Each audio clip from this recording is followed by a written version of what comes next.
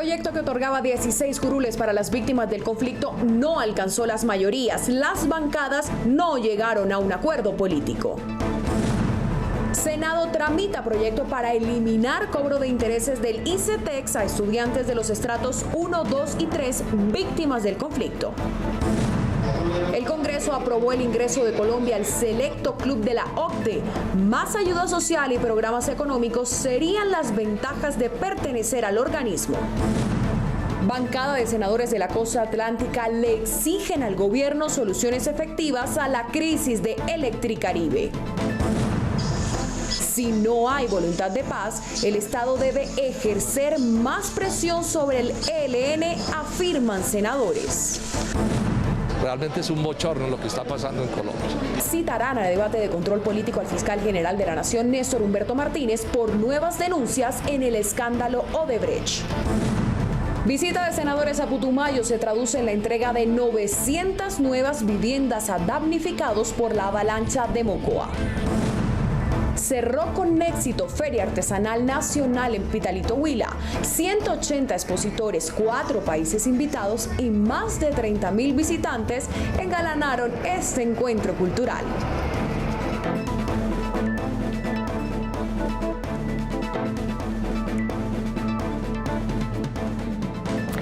Las 16 curules para la paz volvieron a ser el centro de un extenso debate en la plenaria del Senado.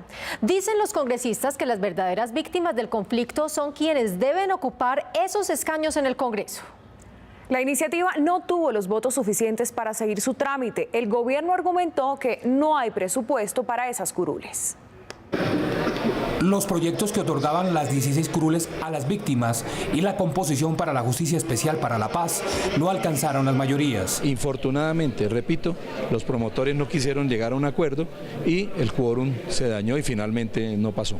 El coordinador de ponentes de la iniciativa, el senador Roy Barreras, presentó el informe de la subcomisión a la plenaria. No logramos un acuerdo. Las posiciones son muy distintas, tienen significados históricos diferentes, pero le ofrecimos a la plenaria, por propuesta del senador Santiago Valencia del Centro Democrático, una especie de acuerdo procedimental.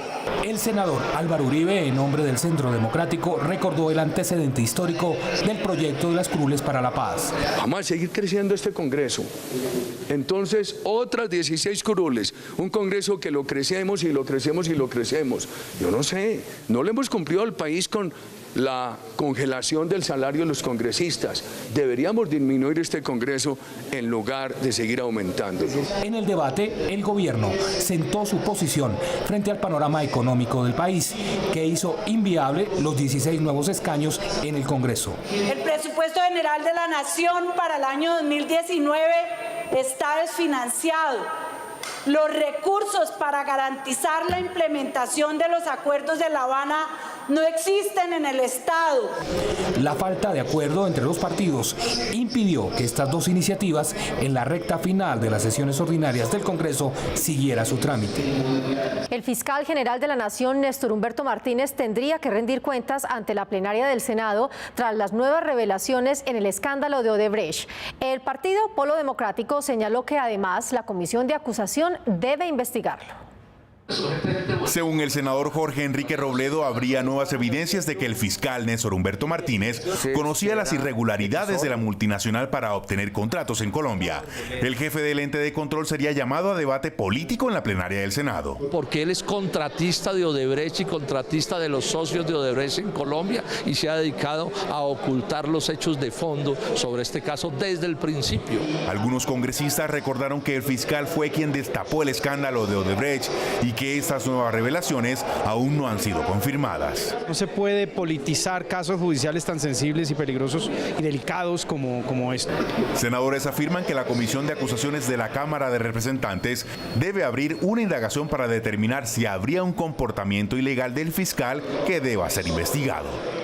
La reciente arremetida del ELN impulsó a un grupo de senadores a pedirle al gobierno que le dé un ultimátum a esa guerrilla para negociar. De lo contrario, aseguraron varios legisladores, el Estado debería ejercer una mayor presión. Camiones quemados, hostigamientos a estaciones, atentados contra la fuerza pública, explosivos en torres de energía, fue la constante de la última semana por parte de la guerrilla del ELN en el sur de Bolívar, el norte de Santander y parte del Cesar. Por eso le piden al gobierno nacional que intensifique las operaciones para que la guerrilla del ELN pare los actos violentos y garantizar la seguridad de la población civil. No están dando muestra de querer verdaderamente avanzar en construir un espacio de diálogo con el gobierno. Entonces le pedimos al presidente mano dura con estos bandidos, con estas personas que están intimidando la seguridad del departamento del Cesar. De manera que ojalá la luz de la sensatez les haga abandonar esa sombra perversa del crimen que tanto daño ha hecho al pueblo de Colombia. Con inteligencia de Estado, saber dónde están, judicializarlo, tener el control del territorio para saber con quién están operando. La Comisión de Paz del ELN trabaja en buscar acercamientos con este grupo guerrillero y sentarse a dialogar de paz. El Centro Democrático radicó un proyecto de ley para proteger las propiedades públicas y privadas ante la invasión y posesión de predios de manera ilegal. Lo que se quiere con la iniciativa del senador Gabriel Jaime Velasco es que si un ciudadano reporta ante la policía que su predio privado fue invadido, los términos se reduzcan frente a lo estipulado en el actual Código de Policía. Lo mismo ocurre cuando son terrenos del distrito o de la nación. Esta problemática se ha agravado y lo que necesitamos es que se pueda recuperar el orden, la autoridad y el imperio de la ley. Y lo que estamos buscando con este proyecto de ley es darle herramientas a la policía para que pueda actuar cuando son invasiones a bienes privados, 45 días y bienes públicos en cualquier momento. Este proyecto de ley ya inició su trámite legislativo en la Comisión Primera de Senado. Una buena noticia para los profesores de educación superior pública. El Senado estudia un proyecto que mejoraría la oferta de becas para maestros interesados en cursar posgrado. En Colombia, tan solo 154 docentes cuentan con postdoctorado, cifra muy inferior a la tasa promedio latinoamericana. El proyecto crea el programa de becas para los profesores de educación superior pública con el fin de fortalecer la capacidad de investigación y la alta formación académica. Es incentivar para que cada día la educación pública en Colombia sea mejor. El programa de becas sería coordinado por Colciencias y financiado por las empresas privadas. Lograr donaciones a través de Colciencias para que estos docentes puedan ser cada día mejores. Queremos que la empresa privada se motive, tendrán beneficios tributarios contemplados en el estatuto. En Colombia, actualmente hay 112.675 docentes vinculados a las instituciones de educación superior pública. De ellos, solo 12.202 tienen doctorado, 154 postdoctorado y 41.713 maestría. Y siguiendo con el tema educativo, el Senado de la República tramita un proyecto de ley para eliminar el cobro de los intereses en el ICETEX para estudiantes afectados por la violencia.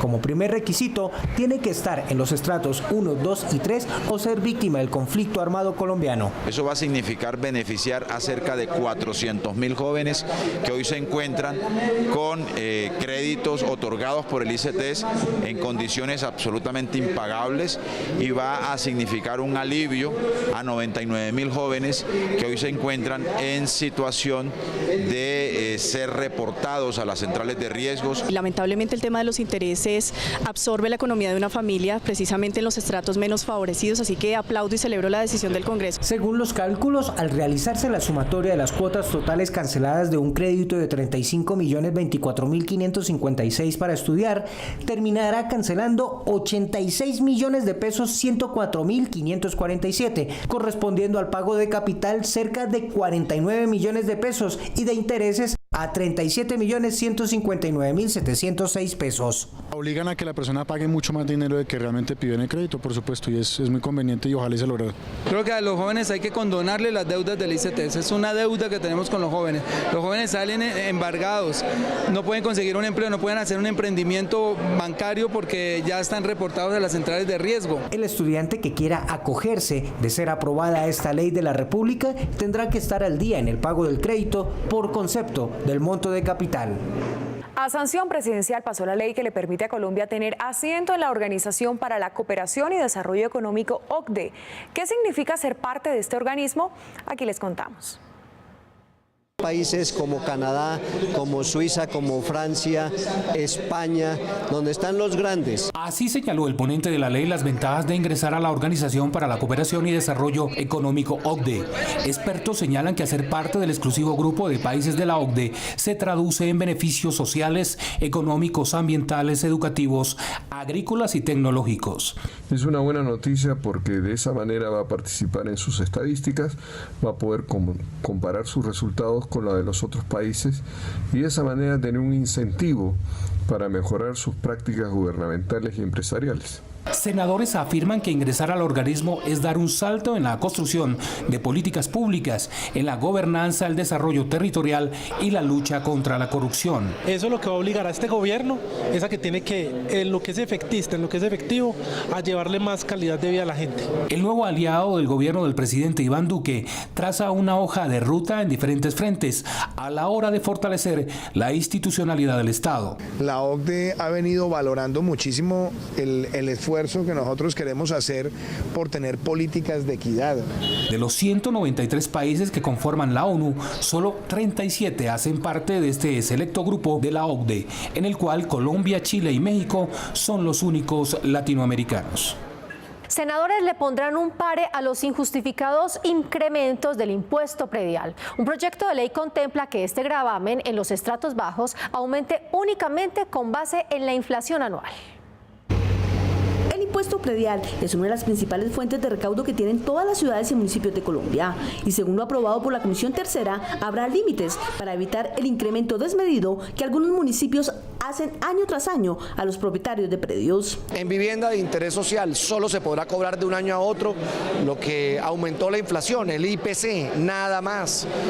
El resto de predios, IPC más 8 puntos. Es que hoy tenemos prediales expropiatorios. Aseguran los senadores, este proyecto ayudará a cuidar el bolsillo de los colombianos. Que cuando se hace por primera vez una actualización del catastro, el impuesto predial no pueda ser superior al 50% de lo que se pagaba anteriormente. También fue aprobado que los bienes en proceso de extinción de dominio y los que están administrados por fiducias o por patrimonios autónomos deberán pagar el impuesto del predial para contribuir con los municipios. Este proyecto pasará a su último debate en la plenaria del Senado.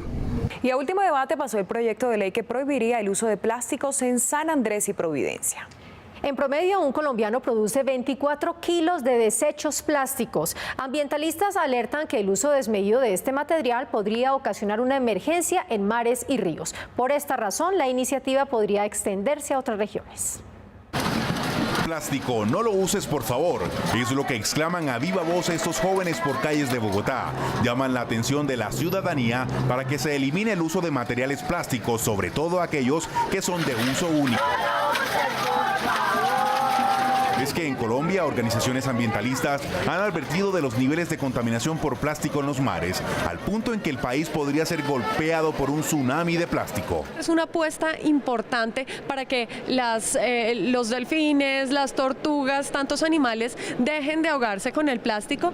Esta preocupación llegó al Senado y el legislativo se ocupó de tramitar una iniciativa, al que solo le falta un debate para ser ley de la República, que prohibiría el uso en la isla de San Andrés de platos, vasos y cubiertos desechables, bolsas plásticas, pitillos y elementos de poliestireno, los que comúnmente conocemos como de icopor. 2 años de transición para que en lo posible los fabricantes hoy de plásticos empiecen a fabricar contenidos y embalajes sean fácilmente reciclables. La propuesta es que en un futuro cercano se amplíe a todo el país la eliminación del plástico de un solo uso. Creímos que era mucho mejor hacer un plan piloto para ver cómo funciona y para poder adquirir experiencia con el fin de hacerlo extensivo. En Colombia ya se cobra un impuesto por el uso de bolsas plásticas, lo que supone la disminución de estas y por ende menos elementos contaminantes de mares y ríos. Por otra parte, los 7 departamentos de la costa atlántica ya no aguantan más el pésimo servicio de Electricaribe. El problema es tan delicado que senadores de la bancada Caribe le pidieron al gobierno agilizar el cambio de operador para evitarles más perjuicios a más de 14 millones de habitantes. Ante la presión de las protestas ciudadanas por la deficiencia del servicio de energía y el anuncio de un solo proponente para reemplazar a Electricaribe, senadores de la bancada de la Costa Norte le pidieron a la Superintendencia de Servicios Públicos resultados de los avances y las inversiones a 10 años para solucionar la crisis energética. El problema es de recursos económicos, el problema es de inversión.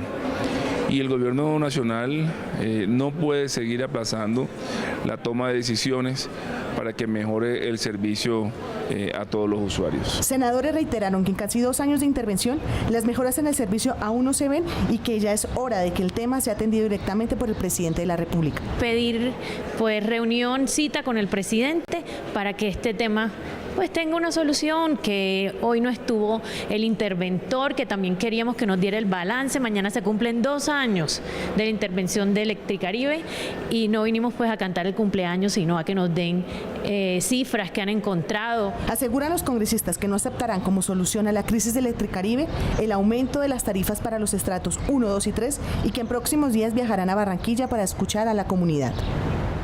De los 1.600 lugares de beneficio animal, comúnmente conocidos como mataderos, solo el 12% quedaría habilitado para seguir operando. El 88% restante sería cerrado por incumplir medidas sanitarias. Desde el Senado llamaron la atención del gobierno para frenar el contrabando de ganado, la ilegalidad y la especulación de precios. Una porción de carne de res de buena calidad en su mesa supone todo un sistema que empieza desde el sacrificio del animal. Para ello se creó un decreto que tras sus 11 años de vigencia hoy tiene en jaque a estos centros de sacrificio animal. Es el 1500 de 2007 que reglamenta todo el sistema de producción cárnica destinados para el consumo humano y los requisitos sanitarios de inocuidad. No pueden seguir cerrando más mataderos municipales, más plantas de autoconsumo, no pueden seguir haciéndolo porque esto impacta negativamente a la población colombiana. Normatividad que, según los senadores, de los 1.600 mataderos podrían solo quedar autorizados para operar 200 de ellos en todo el país. Se va a sacrificar más ganado clandestino que el que va a sacrificar las plantas de sacrificio. Los centros de beneficio animal no han podido cumplir con todos los requisitos que implican millonarias inversiones.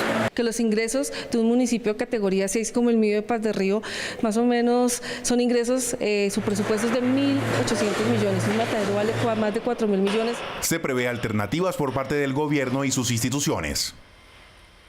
Aquellas plantas de sacrificio que están a punto de cumplir, digamos, en materia de riesgo de consumidor, pues lleguen y lo cumplan. Se creó una subcomisión que la próxima semana establecería con el Ministerio de Agricultura salidas para evitar que más mataderos se clausuren, para que sobre todo en las pequeñas regiones las familias puedan seguir llevando a su mesa una sana porción de carne y a buen precio. Y el Senado elevó a categoría de Distrito Especial Portuario, Biodiverso, Industrial y Turístico a Barranca Bermeja. Este reconocimiento del puerto petrolero en Santander busca potenciar la economía y el desarrollo social de sus habitantes. Porque esto le va a traer mayor inversión al municipio de Barranca Bermeja, le va a dar la oportunidad de acceder a mejores opciones de desarrollo, a ampliar su proceso de cobertura. La verdad, Barranca Bermeja merecía desde hace mucho tiempo este reconocimiento. Urgente llamado en el Senado para que el gobierno priorice obras en vías terciarias. En debate de control político en la Comisión Quinta, la ministra de Transporte, Ángela María Orozco, se comprometió a agilizar el Plan Vial Rural. Si un vehículo como este de última generación tiene problemas para transitar por esta carretera, ahora imaginen a campesinos tratando de transportar sus cosechas por allí mismo. Este es uno de los problemas que enfrenta el país en las llamadas vías terciarias. Pues fundamentales porque son la conectividad, es la forma en que los niños, por ejemplo, pueden ir a sus escuelas, como los agricultores, los campesinos pueden sacar sus cosechas. Son por lo menos 142.000 kilómetros de vías terciarias que deben ser recuperadas o someter a mantenimiento. Solamente 35.000 están en un estado aceptable. De resto son vías muy deterioradas, en donde no hay en muchos casos una muy buena conexión. Para los senadores, es crucial la priorización de esas obras. De nada sirve invertir en esas poblaciones alejadas si no tienen cómo sacar los productos, no tienen cómo llevarlos a esas arterias. El próximo mes el Gobierno Nacional presentaría un programa de vías terciarias de 500.000 millones de pesos aprobado por el Congreso en el presupuesto general de la Nación. Organización de tener un plan de vías terciarias que involucre todos estos actores, que comprometa a la comunidad y que les dé la posibilidad además de no solo ejecutar en algunos casos, sino de vigilar las obras. La habilitación y recuperación de vías terciarias impactaría positivamente en la economía regional, incluso en sectores como el turístico. La visita hace pocos días de una comisión de senadores a Mocoa, Putumayo, dio sus primeros frutos. Los damnificados de la avalancha de abril de 2017 por fin podrán tener las llaves de 900 casas que les fueron asignadas tras el llamado al gobierno. Luego de la tragedia de Mocoa en el Putumayo, muchas familias quedaron en la calle. Su reconstrucción se demoró. Los habitantes desesperanzados buscaron refugio en sus familiares, en amigos, en la región y otras ciudades del país. Casi 2 años después se empiezan a ver los resultados. Luego de la visita de representantes de la Comisión Segunda del Senado, por fin se aprobaron las licencias para la construcción de 900 casas para los damnificados en Mocoa. Estoy en este momento adecuándola, es decir, poniéndole, arreglando el pintadita, todo esa bien, poniéndole algo de cerámica. Y realmente las casas son muy buenas. Nos complace esta noticia, así como la que también nos dieron de contratar mano de obra de la región, es decir, que empezamos a ver resultados positivos. Sin embargo, pues desde el Congreso seguiremos haciendo un acompañamiento para que realmente los mocoanos sean beneficiados de estas políticas y programas. Estas viviendas están dotadas de todos los servicios públicos y fueron ubicadas en una parte alta de Mocoa para evitar otra tragedia como la ya ocurrida. Vamos a estar muy pendientes para hacerle seguimiento a lo que se habló en la audiencia, a los compromisos adquiridos por parte de las instituciones y hacer todo lo posible para que lo que está en el plan se siga cumpliendo. Gracias a Dios, tarde, un poquito tarde, pero no la entregaron. Ahora sus habitantes solo esperan que se mejoren las condiciones laborales para empezar a salir de esta crisis que durante casi 2 años estuvieron sometidos por hechos ajenos a su voluntad. El Senado de la República, en alianza con la Escuela Superior de Administración Pública ESAP, el Centro de Altos Estudios Legislativos CAEL y el Colegio Nacional de Periodistas graduaron a 137 profesionales en alta formación en comunicación política. El diplomado buscó ampliar los conocimientos en áreas del derecho, la administración pública y el medio ambiente y también fortalecer los vínculos con agremiaciones de periodistas. Vemos que hay una mejoría notable en tanto que el contenido de los informes y del trabajo periodístico ya trae de por sí la impronta de lo que se aprendió en estas jornadas.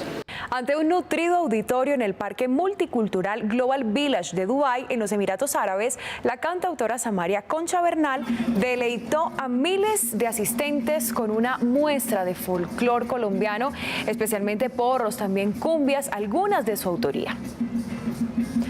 Concha, quien es compositora, periodista de profesión y nuestra compañera en el noticiero aquí en el Senado, deleitó con su voz y su puesta en escena a un público que muy poco sabía de nuestra riqueza musical.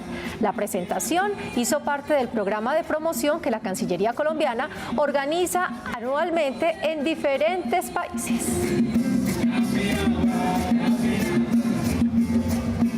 Y a ustedes, nuestros televidentes, los invitamos a seguirnos en nuestras redes sociales. En Twitter e Instagram nos encuentran como @NoticieroSenado. También en Facebook estamos como Noticiero Senado. Más de 180 expositores, 30.000 visitantes y ventas superiores a los 500.000 millones de pesos fueron los resultados de la prestigiosa Feria Nacional Artesanal de Pitalito, Huila. Las artesanías, la cultura popular y la gastronomía huilense fue la nota característica de este evento que se celebra hace más de medio siglo. El Senado está en las regiones, por eso tenemos este informe especial. Y con esta información los invitamos a nuestra emisión de la próxima semana. Los esperamos, nos vemos. Una tradición de 52 años viste al sur del Huila cada año. Se trata de la Feria Nacional Artesanal que se realiza en Pitalito, Huila. Hago todos estos trabajos, la materia prima es piedra y es un trabajo muy ancestral. El talento momento los artesanos engalanan la feria. Esta viene con la cultura de nosotros, esta tiene mucho significado. Tejido entre dos, sin parar, todo de la mañana hasta la tarde, se ha hecho un mes. Bordados de tela sobre tela desde Pasto, Nariño, cestería de Río Sucio, Caldas, tejeduría, mantas de La Guajira y un sinfín de materiales como cerámica, fibras naturales, metal y materias primas alternativas hacen parte de la exposición. 180 artesanos de todo el país, entre ellos 7 alfareros de Pitalito y 4 países invitados, hacen parte de la versión 52 de la Feria Nacional Artesanal. Esta feria dinamiza la economía del sur del Huila y de Colombia. Cosas muy bonitas y sobre todo que no están muy costosas. Marhaba a todos, marhaba aquí a Feria Nacional de Artesanía. La gastronomía y los productos de denominación de origen, como el café huilense, el sombrero suaceño, el bizcocho de achira y la tradicional chiva, hacen parte de la feria. Y esta es una de las mejores ferias para que los colombianos y los extranjeros vengan a ella cada año por esta época. La feria para Pitalito es un referente de identidad, es un referente también de dinámica comercial, empresarial. Pitalito también es tierra de caballos. Simultáneamente con la muestra artesanal se realiza la Feria Nacional Equina, en la que se exhiben los mejores ejemplares del país. Cada año los laboyanos esperan que llegue noviembre para mostrar lo mejor de sus tradiciones. Al sur, al sur, al sur está la tierra bonita, la tierra del